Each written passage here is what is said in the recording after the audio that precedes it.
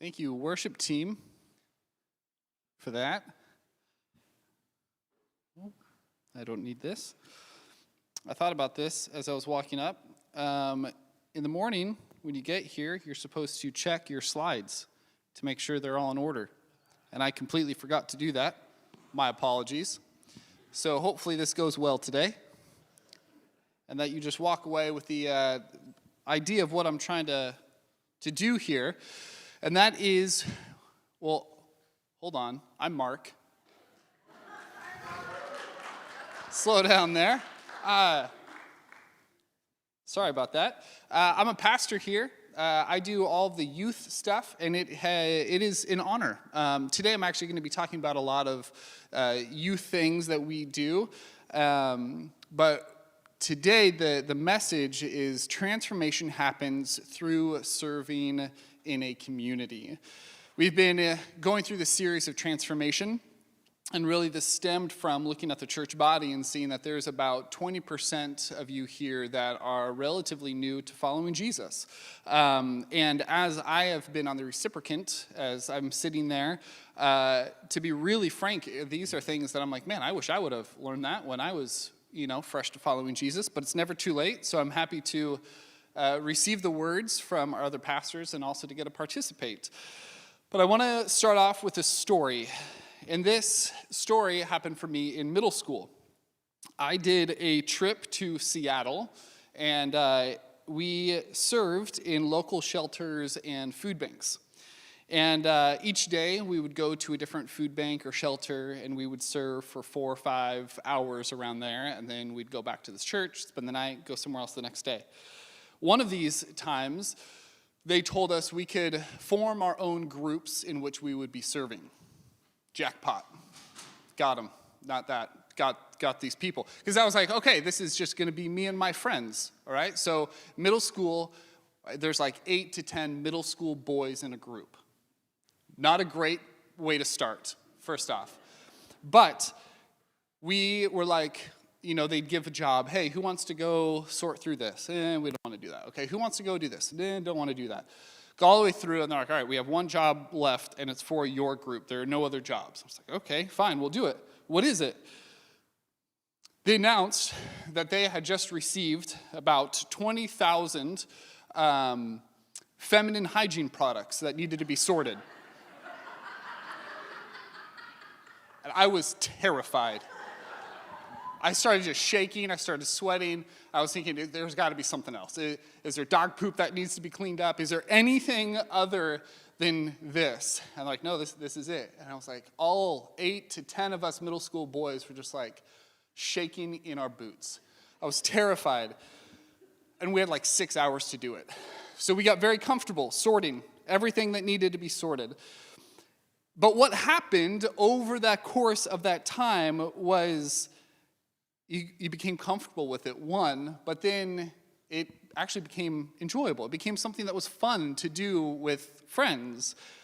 And at the time, though, I had this belief that serving was boring, given I was a middle school boy, but it was something that was kind of deep-rooted. I had served in other areas, and it wasn't enjoyable. I didn't like it. I also felt that it didn't matter. If I didn't do it, somebody else will do it. Somebody else will volunteer for that job if I don't do that job. And I would actively try to avoid serving. But in that moment is kind of that first memory where serving became something that was enjoyable. It started off boring, not very meaningful, and it was viewed as a task I desperately wanted to get out of, turned into a very fond memory. And something that was pivotal for me in that moment is the director explained how we were helping, that these products weren't easily available for the homeless community, and we were actually doing something very valuable and important. And so very quickly it changed, and it became something that was transformative. And serving then became a huge part of my own journey and my own story, as I have found it to be one of the most transformative acts that we can do. So as you've probably guessed, I will be speaking today that transformation happens through serving in a community. And I believe I found Paul, or I think this is what Paul is speaking to, in the book of Philippians, starting in chapter 2. And I'm going to read verses 1 through 4. He says, "Therefore, if you have any encouragement from being united with Christ, if any comfort from his love, if any common sharing in the Spirit, if any tenderness and compassion, then make my joy complete by being like-minded, having the same love, being in one spirit and of one mind. Do nothing out of selfish ambition or vain conceit. Rather, in humility, value others above yourselves, not looking to your own interests, but each of you to the interests of others." When I was first given this date to speak, it was going to be a one-off sermon. It wasn't going to be a part of a series. It wasn't going to be a part of the new series. It was going to be whatever I picked. And as I was thinking about what that might be, Josh mentioned that there were two major topics left in the series, and it was serving and community. Those were the two left over. And I couldn't help but to see those that actually go hand in hand, and are even better going hand in hand. And as I've grown and spent time serving and in community, I believe the best forms of both are when they are together. The best form of serving is done in a community, and the best community is one that serves. And I don't know if there's anything that brings people together like serving alongside one another. And you may have experienced this in your own story. And I think Paul understands this. So Paul, in the book of Philippians, he is writing to the Philippians, but he's writing primarily to encourage them, to express gratitude, and even to give instruction. But in this section, I believe you can sense a type of language being used. And I think it's something we can all resonate with. And it is the plea to get along. This deep plea of just if you know God, get along. If you've experienced this, if you have any tenderness and compassion, then make my joy complete by being like-minded. There's this deep plea from Paul for some form of unity amongst the Philippians. And as you try to get along, he ends here, as you try to get along, serve one another. Care for one another. Look out for one another's interests, not just your own. And I get this plea from Paul. I may, if I can, understand it a bit more than most. Each year in the youth group, our biggest camp is called Serve Camp. And we can have those photos going up here. I think there's only 4 here. It's Serve, S-E-R-V-E, not S-U-R-F. Always a miscommunication somehow. And I'm sure if you've been here, a part of the church, you may be aware of this, but if you're not, it is 4 days long. We start on Sunday night and we go until Thursday. And each day we serve in a different location, at a different house, in a different ministry, from UGM to Hope Station, to maybe you yourself have been the reciprocant of us coming out and doing our best at pulling your weeds. We are learning and we are on that journey, but we are getting better. But I get this sentiment from Paul, this plea to get along. If you haven't worked with youth, or just people in general, trying to get them to work outside in the heat, and get them to do decent work, and have somewhat good attitudes, is incredibly difficult.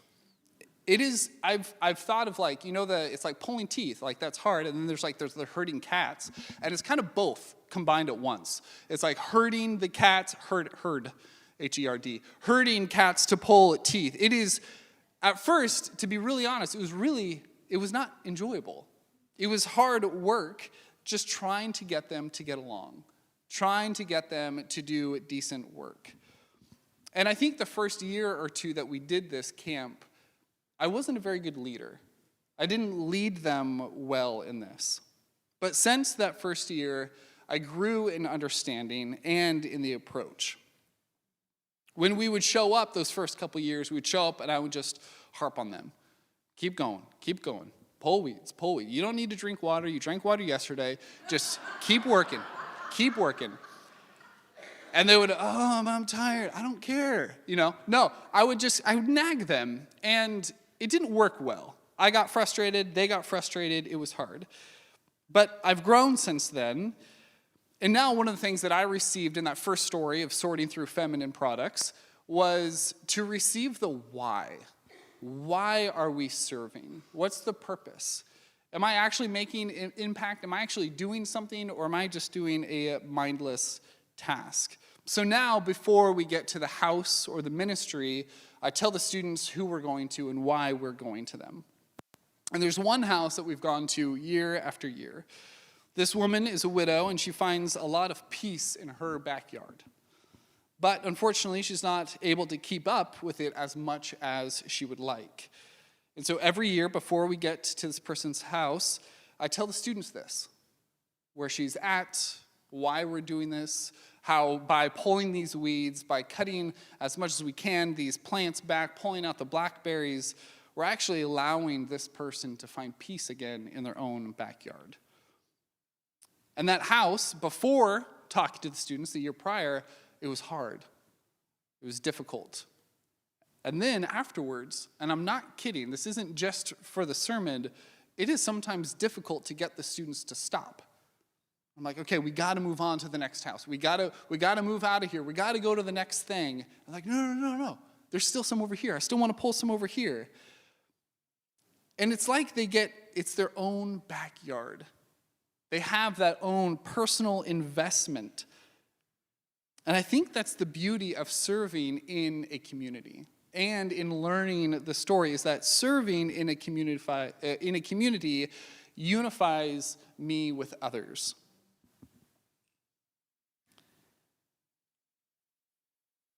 There is no political interest when you're pulling out blackberries.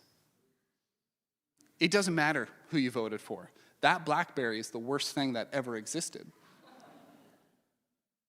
You care a lot less about the recent tweet and more about getting the root along with the rest of the weed. One of the most infuriating feelings is getting a good handle on a root, pulling it, and then just the top pops off. That's the worst feeling. There's a common enemy, the slivers in the bark dust. The blackberries that are coming from the neighbor's house, not even your own house.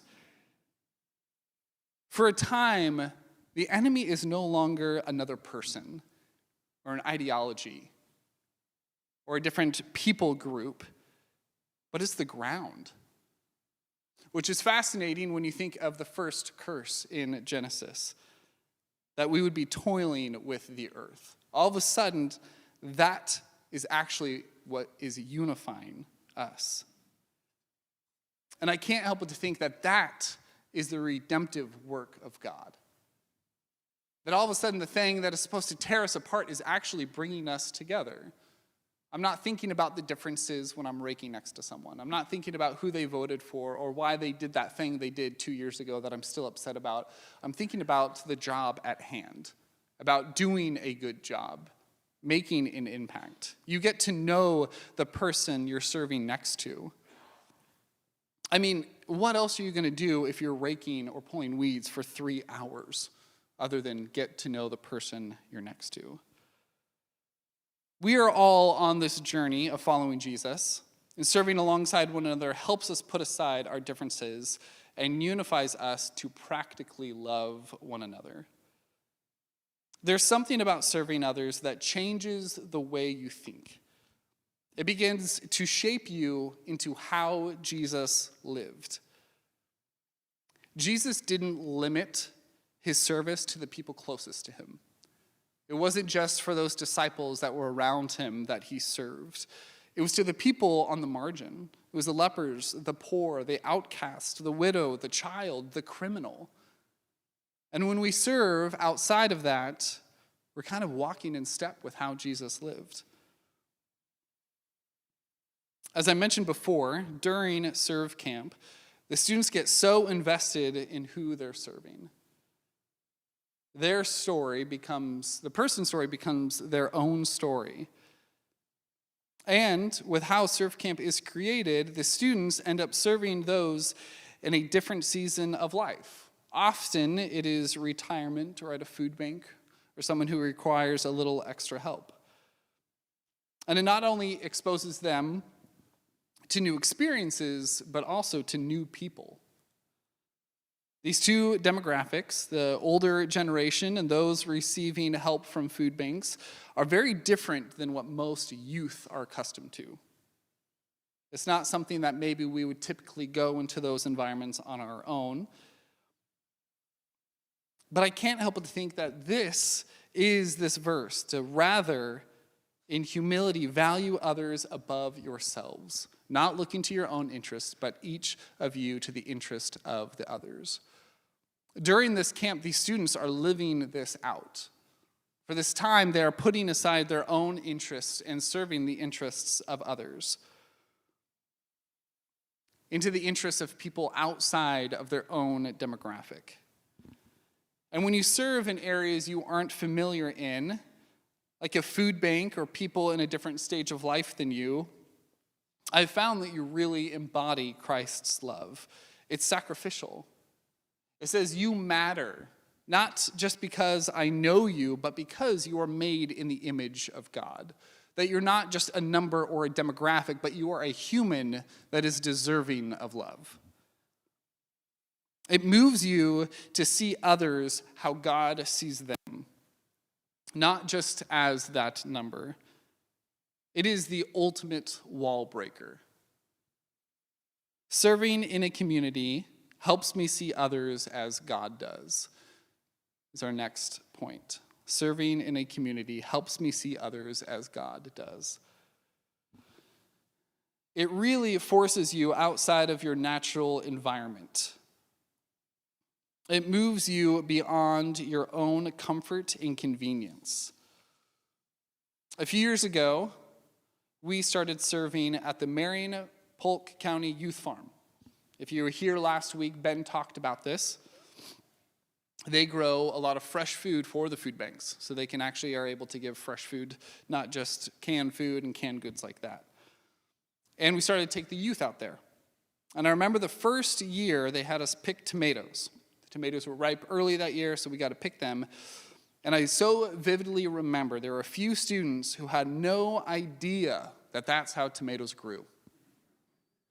It was their first time ever on a farm. They were completely dumbfounded. That is how it happens? And that may seem surprising, but I think if we're honest, we probably all have an area of our lives that would surprise others on our lack of knowledge and experience. These kids could probably blow some of you away in some other areas. You could show them a tomato. We can agree and we can be unified. But I'm going to brag about these students for a bit here. One thing I love most about the youth is that they are willing to serve in areas that they are uncomfortable in. As we grow, something I've seen in myself and outwardly is that we can become reluctant to serve in areas where we aren't comfortable in. We start to think, this is where I serve, this is where I'm comfortable in. And there's a lot of good in that. Often that means you are proficient in that area. But I think there's a lot of value when we serve outside of our own comfort zones. And to be frank, I do this exact same thing. If there are options of serving inside or outside, I will be outside every single time. I do not want to be in a stuffy room organizing things. I want to be getting dirty and muddy and partly not enjoying my life. That's what I want. I don't want to be inside. But when we go outside of what we're comfortable in, when we go outside of our expertise, we start to become accustomed to a new way of life, to a new demographic, a new people group, a new experience. It forces us to be in someone else's world. And you may have experienced this. I don't think it's unknown, but as we get older, we often tend to be surrounded by people who think like us, who look like us, who vote like us. But when we serve, we actually kind of do the same thing when we serve. We serve to people that we're comfortable with, that we feel okay around. But that's the thing that I really enjoy about the youth is that there's a willingness to go to new areas, to experience new things. And we get to see the fruit of that. Perhaps there's value in serving outside of both of those walls, of the people you're not with typically and the environment you're not usually in. Serving in a community helps us see the world is bigger than me. You start to see that old man in the care home, he has a story. The single mom in the food line, she has wisdom. That teen who's homeless, he has dreams. You realize your bubble is just one small part of God's heart. And his love is more encompassing than our own comfortability. It goes beyond our own boundaries into the areas that we are even uncomfortable in. It connects us with one another when we serve in a community. Serve Camp has been a vital connector of the youth with the church at large. They get to know new people and new places. And some of you may have seen or experienced this since the youth has taken over the coffee shop, where maybe you may have not known who they were, and I can guarantee they didn't know you guys that well either. But all of a sudden, that bridge, or those two different areas, there's a bridge between the two. That they're serving in a new environment. They're getting to know new people. And I just cannot help to think that this is the method and approach that Jesus took. He came to serve. The next couple verses, as after what we read earlier, says this: who, being in very nature God, did not consider equality with God something to be used to his own advantage. Rather, he made himself nothing by taking the very nature of a servant, being made in human likeness.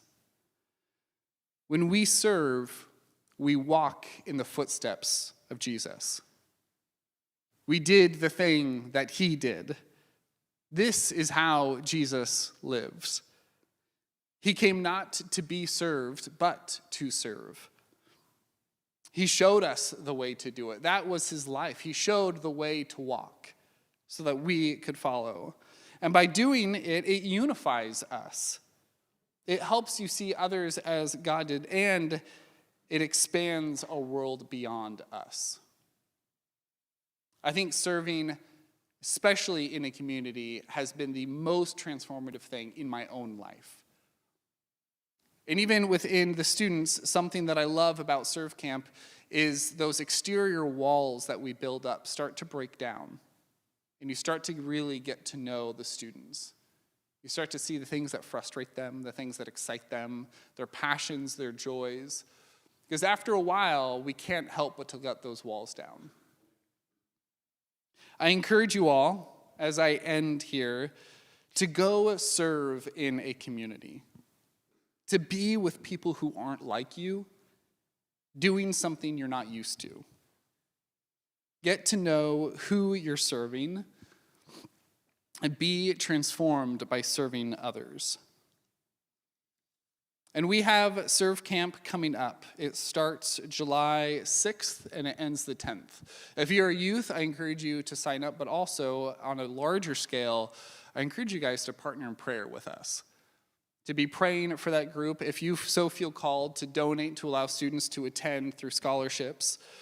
But this camp truly changes students' lives.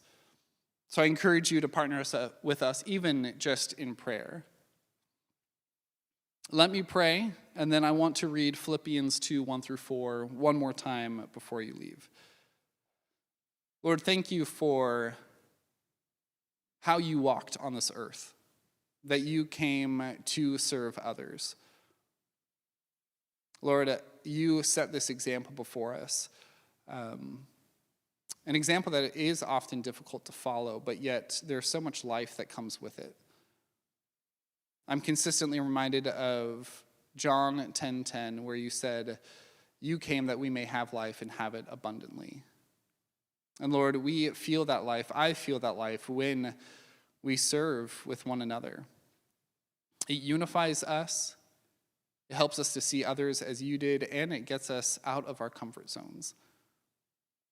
Lord, thank you for how you continue to shape us day in and day out.